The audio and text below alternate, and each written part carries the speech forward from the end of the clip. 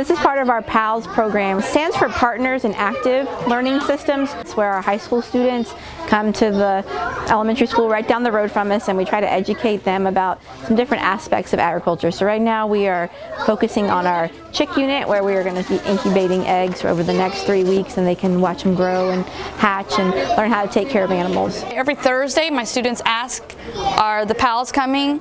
They love to work with the teenagers, and the teenagers seem to really enjoy working with my students.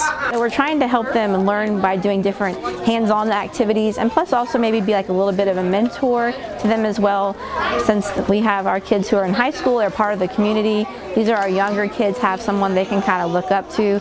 Sometimes my students will tell me, you know, they work at Winn-Dixie and this kid comes through the register, and the first time it happens and they come around and give them a hug, they're like, how do I know this person? And they realize, oh, they're from my PALS class, and the parents looking at them like, why are you going over there giving this person a hug? But they build those good relationships and bonds while they're learning about agriculture.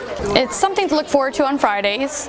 The students learn a lot about real life things that they may not see at home, and I enjoy seeing them get happy about things.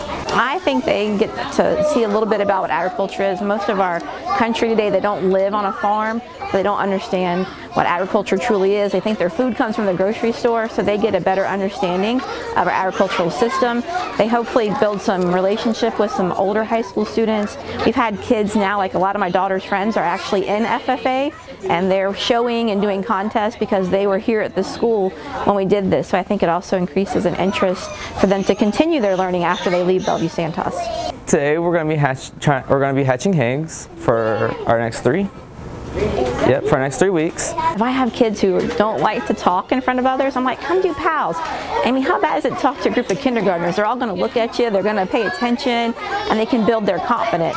And then they also learn, because you learn more when you teach something, so they learn in the process as well. This is actually my 3rd time here this week. We had to get the incubator set, and then we get the egg set, and then we come in and have the kids talk to them a little bit about it. Then I'll be back next week and we'll candle the eggs. We'll probably candle them one more time the following week. And that 3rd week I'm here multiple times as the chicks start to hatch, and we take care of any problems that may arise, make sure they have all the right materials. They'll need heat lamps, and they need boxes, and they'll need feed and water. And since we are so close, it makes it very easy to make that work. I'm the multimedia journalist for the Detroit Lions, and that means that I work in front of and behind the camera.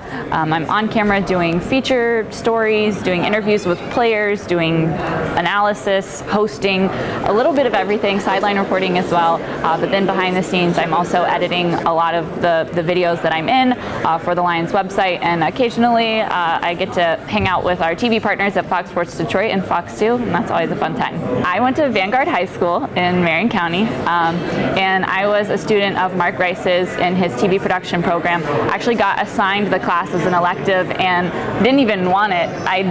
It was an accident that I got put in the class and ended up falling in love with it. I only had the elective for 1 year, but there would be times where before school and after school I was popping over to the TV productions classroom to voice over stories and things like that, even when I wasn't in the class anymore, just because I knew I loved it. I wanted to stay hands-on and I wanted to stay involved. I think it just really tested my work ethic, which is, I think, what it's got me so far, because I was also a student athlete. I was a swimmer, so that means I practiced 2 hours before school and 2 hours after school at the pool, fitting in trips to TV productions, in between swim practices and school and IB and all the homework that you have there, but being able to manage my time and work through all of that craziness as a high schooler, and then go into college and be volunteering with every single spare minute that I had in some sort of TV productions or on camera capability, then going into the workforce and being in the NFL, where there isn't much of an off season. You're definitely working more than 40 hours a week. That all started in high school when I was doing IB and swimming and also doing TV production stuff. But I really am grateful for the few amount of electives that we had in IB.